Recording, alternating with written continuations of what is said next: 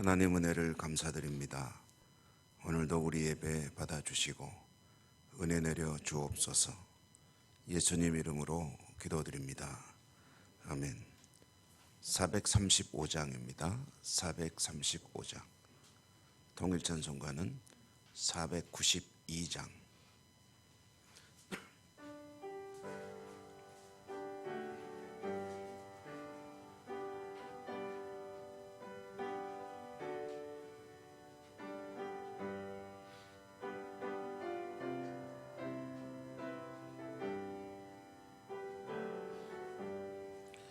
나의 영원하신 기여 생명보다 귀하다.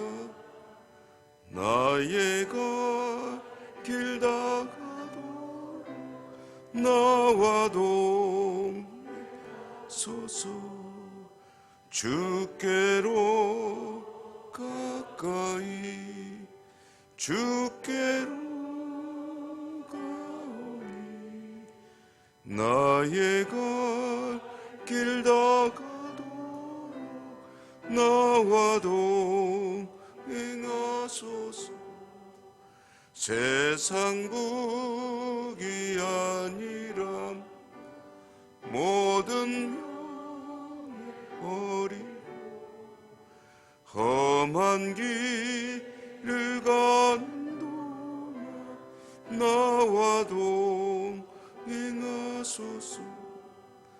주께로 가까이 주께로 가니 나의 갈 길 다가도 나와 동행하소서.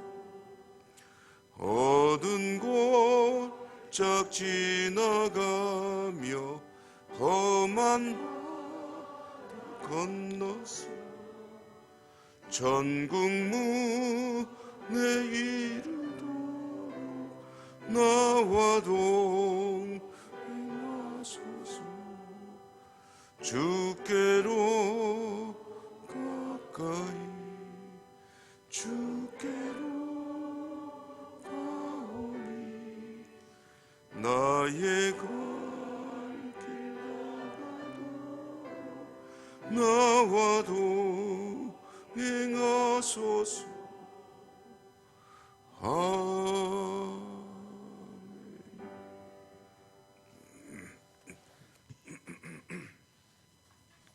사무엘상 30장 16절.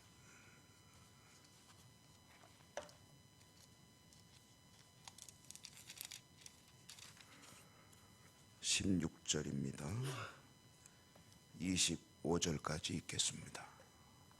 16절에서 25절까지. 그가 다윗을 인도하여 내려가니 그들이 온 땅에 편만하여 블레셋 사람들의 땅과 유다 땅에서 크게 약탈하였으므로 말미암아 먹고 마시며 춤추는지라.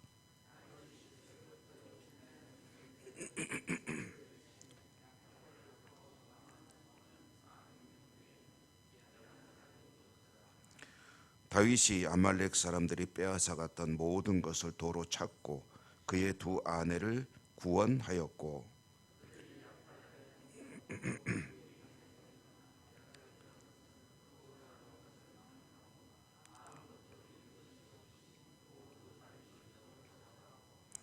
다윗이 또 양떼와 소떼를 다 되찾았더니 무리가 그 가축들을 앞에 몰고 가며 이르되 이는 다윗의 전리품이라 하였더라.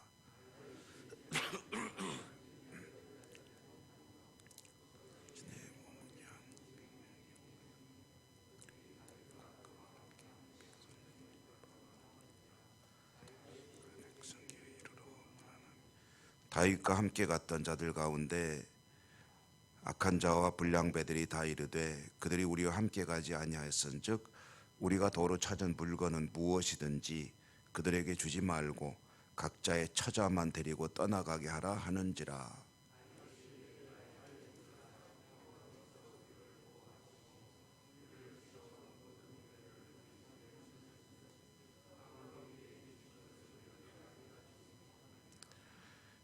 이르되 누가 너희에게 듣겠느냐? 전장에 내려갔던 자의 분깃이나 소유물 곁에 머물렀던 자의 분깃이 동일할지니 같이 분배할 것이니라 하고, 그날부터 다윗이 이것으로 이스라엘의 율례와 규례를 삼았더니 오늘까지 이르니라. 아멘. 오늘도 주님 은혜 함께 하시기를 기원합니다. 다윗이 위기를 넘겼죠. 블레셋이 이스라엘과 전쟁을 하는 와중에 자기 조국을 향해서 칼을 겨눌 뻔했는데, 하나님의 섭리 가운데 자기가 머물고 있는, 주둔하고 있는 시글락이라는 곳으로 돌아오게 돼서 참 잘 됐습니다. 그런데 다윗이 자리를 비운 동안에 시글락을 또 아말렉이 침략해 와서 약탈하고 방어하고 살인하고, 그리고 이제 가족들, 여성들과 이제 아이들이겠죠, 이제 잡아가지고 갔습니다. 다윗이 이제 그들을 쫓아가는데 사실은 길은 알지 못하죠. 어디로 갔을지, 어디로 따라가야 될지. 그런데 하나님께서 또 예비하신 은혜가 있더라 하는 거죠. 한 사람이, 아말렉 사람의 종으로 있던 한 사람이 이제 말하자면 낙오한 것인지 아니면 도망친 것인지 모르는데 그 사람을 만나게 되고, 그래서 그 사람의 이제 안내를 따라 이 아말렉 군을 추격하게 되었다. 그리고 오늘 우리가 읽은 말씀에 보면은 이제 그 아말렉 군대를 따라잡았습니다. 따라잡고 이제 전투를 했겠죠. 전투를 해서 오늘 18절, 19절, 20절에 보니까 이제 다윗이 어떻게 그들을 무찌르고 복구했는지 하는 이야기가 이제 전해지고 있습니다. 다윗은 참 감사하게도 하나님의 인도하신 가운데 자기 동족들과 피 흘리는 전쟁을 할 뻔했는데, 근데 참 자기 동족이 아니라 숙적이죠. 아말렉, 어떻게든 하나님께서 진멸하라고 명령하셨던 그 아말렉과 전쟁을 하게 되었고, 아말렉이야 뭐 마음 놓고 이제 무찔러도 되는 거죠. 하나님께서 항상 아말렉은 진멸의 대상으로 꼽고 있기 때문에 따라가서 그들을 무찌르고 잃어버린 가족들을 되찾고, 그리고 물건도 다시 되찾고 오히려 이제 전리품을 얻고 돌아오게 되었다 하는 것은 이제 전화위복이 된 거죠. 이것은 아말렉을 무찌르는 다윗의 하나의 또 업적이 되었고, 다윗의 이름을 높이는 그런 결과가 되었습니다. 다윗에게 불만을 토로하던 그 부하들이 600명이죠. 그 부하들이 이제 다윗에게 다시 이제 말하자면은 칭송하고 리더십을 이제 인정하게 되는 그런 아주 좋은 결론이 나게 되었는데, 이제 그때 이제 한 가지 문제가 있었죠. 다윗에게는 600명의 군사가 있는데 그 아말렉을 쫓아갈 때 얼마나 급히 쫓아갔든지 600명의 3분의 1이라고 할 수 있는 200명은 그만 체력이 딸려서 따라가지 못하고 중간에 이제 그들을 놔두고 갔었습니다. 빨리 가긴 가야 되겠고 빨리 따라오지 못하는 사람들을 데리고 가자니 아말렉을 놓칠 것 같고, 그러니 너희들은 여기 머물러 있으라. 그리고 이제 따라올 수 있는 사람 400명만 데리고 가서 전투를 했고, 그리고 잃은 것들을 찾아오게 됐는데, 근데 이제 돌아오다 보니까 200명이 중간에 쉬고 있던 곳에 합류하지 않았겠습니까? 근데 합류해서 이제 그들과 함께 돌아오게 되었을 때 이제 일부에서 주장하는 사람들이 있었습니다. 무슨 주장을 하냐면, 목숨 걸고 전투한 것은 우리들이고 중간에 쉬고 있었던 사람들은 가만히 앉아 있지 않았느냐.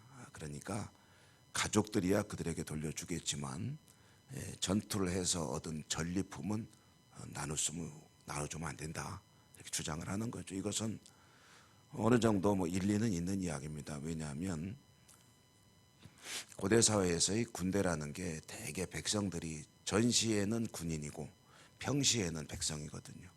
그럼 이 사람들이 대체로 이제 전투에 나가게 되면 때로는 이제 일정의 급료를 지불할 때도 있겠지만, 요즘에 뭐 군인들에 대한 처우 개선 문제가 굉장히 좀 자주 언급되고 있는데요.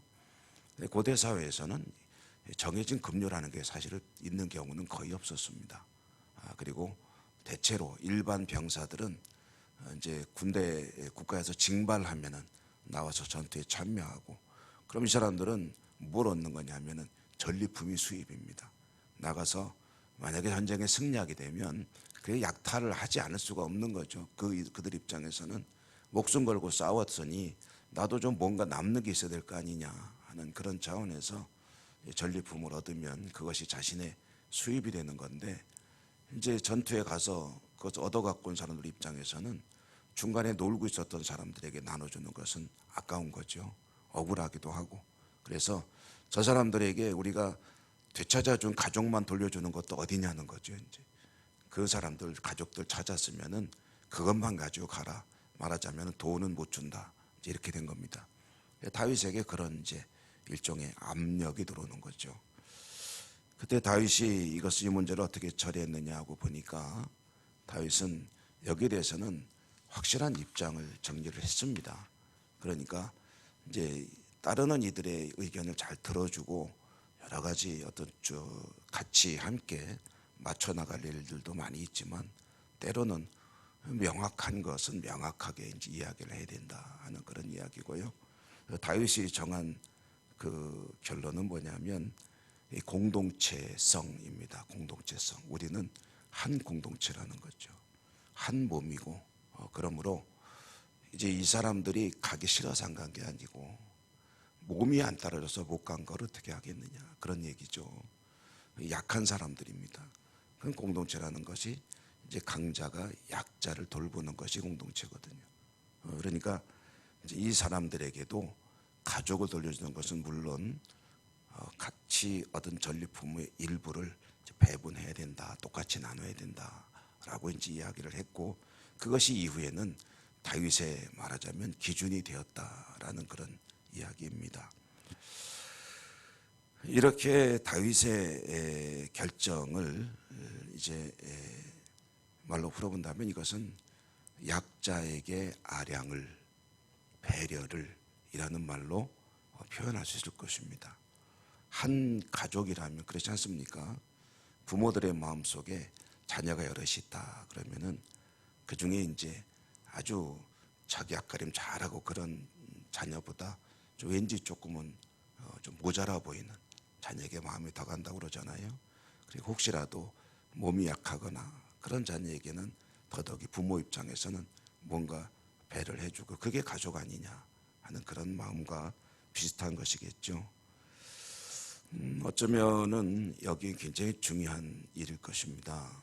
하나님의 백성들이 가져야 될 특징 중에 하나, 성품 중에 하나라고 할 수 있을 것입니다. 그것은 배려, 아량, 그리고 이것을 다른 말로 하면은 긍휼이라고 할 수가 있습니다. 긍휼. 약자를 대하는 태도에 그 사람의 인격이 드러난다라는 그런 말이 있습니다. 약자를 대하는 태도가 그 사람의 사람됨을 보여준다. 그러니까 강한 사람을 대하는 태도도 중요하지만 약한 사람을 대할 때 어떻게 그 사람을 존중하고 배려하고 하느냐 하는 것은 중요하다는 거죠. 심지어는 뭐 기독교인은 아니지만 그 세계적으로 존경받는 그 인도의 간디라고 하는 인물이 있죠. 그분은 뭐 제가 책에서 본 건 아니지만 그런 말을 했다고 하는군요. 한 나라의 도덕성, 윤리적인 어떤 고결함, 그것을 볼 수 있는 기준이 하나가 있는데 그게 뭐냐면은 동물들을 어떻게 대하느냐, 그 나라에서 동물들을 어떻게 대하느냐가 그 나라의 국민적인 도덕성을 보여주는 하나의 기준이 된다라는 말을 했다고 합니다. 성경에 보면 하나님 나라의 특징을 8가지 복으로 이야기하고 있습니다. 이것은 하나님 나라 백성의 기준이기도 하고 하나님 나라에 드러나는 내포되어 있는 특징이라고도 할 수 있을 것입니다. 심령이 가난한 자가 하나님 나라를 본다. 이런 여러 가지 기준 중에 긍휼히 여기는 자가 긍휼히 여김을 받는다. 그러니까 긍휼히 여기는 자들이 있는 곳이 하나님의 나라이고, 그 그런 자들이 긍휼히 여김을 받는 곳이 하나님의 나라이다. 그런 뜻이겠죠. 그런데 이 긍휼이라는 말이 가지는 의미가 쉽게 말하면 우리가 흔히 아는 말로 하면은 입장을 바꿔놓고 생각하기입니다. 내가 저 사람의 입장이라면 그러면은 어떻게 할 것인가. 또 마태복음에 나오는 황금률이라는 그런 말씀이 있죠. 너희가 대접받고 싶은 대로 대접해라. 다른 사람들이 너에게 그렇게 해줬으면은 좋겠다 하는 그런 것을 네가 먼저 하라는 거죠. 그것이 천국 백성이 가지는 특징입니다. 그러니까 최대한 배려하고 그리고 약자들을 돌보는 일에 힘쓰는 그것이 하나님 나라 백성의 특징이다라는 것이고요. 오늘 다윗의 이러한 결정을 통해서 우리는 그것을 보게 되죠. 틀림없이 배제해도 할 말 없습니다. 우리는 목숨 걸고 당신들 가족 찾아준 것만 해도 고맙게 생각해라 하면 그래 고맙습니다. 당신들이 목숨 걸고 싸워준 덕분에 내 가족을 찾게 됐습니다 할 수도 있는데 거기에 더해서 이 사람들과 우리가 지금까지 한 운명 공동체로 살아왔는데 그런데 몸이 안 따라줘서 못한다고 그래서 그 사람을 배제시켰다 하면은 그거는 온당치 못하다 하는 다윗의 결정이 바로 하나님께서 기뻐하시는 것이다 라는 것이죠. 여러분 우리들의 삶의 현장에서 이와 같은 작은 배려들은 우리가 하나님 나라 백성인 것을 보여주는 한 가지 특징 또는 모습 중에 하나일 수 있습니다.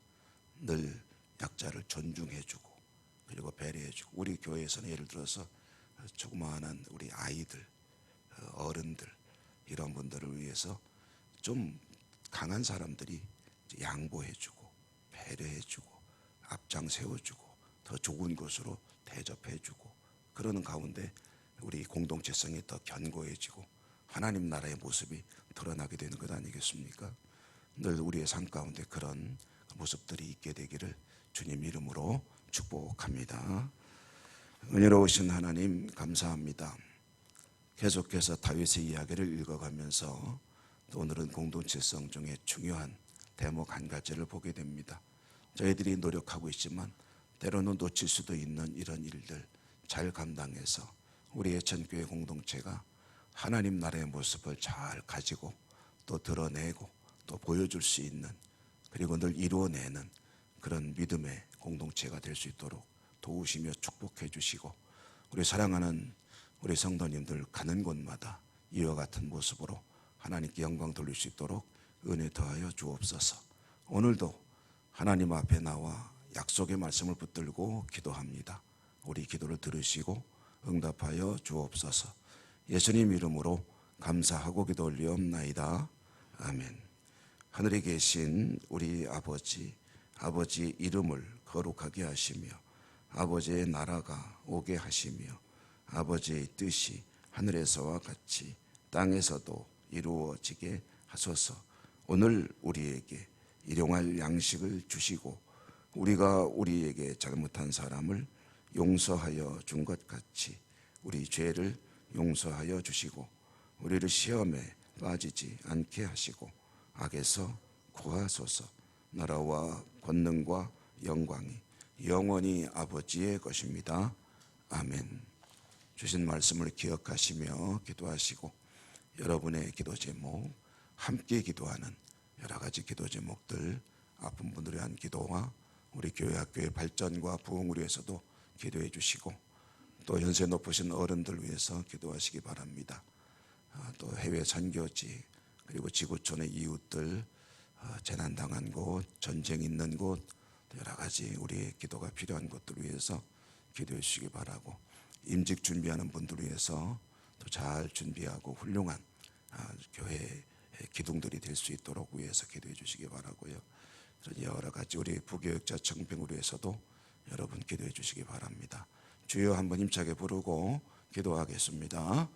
주여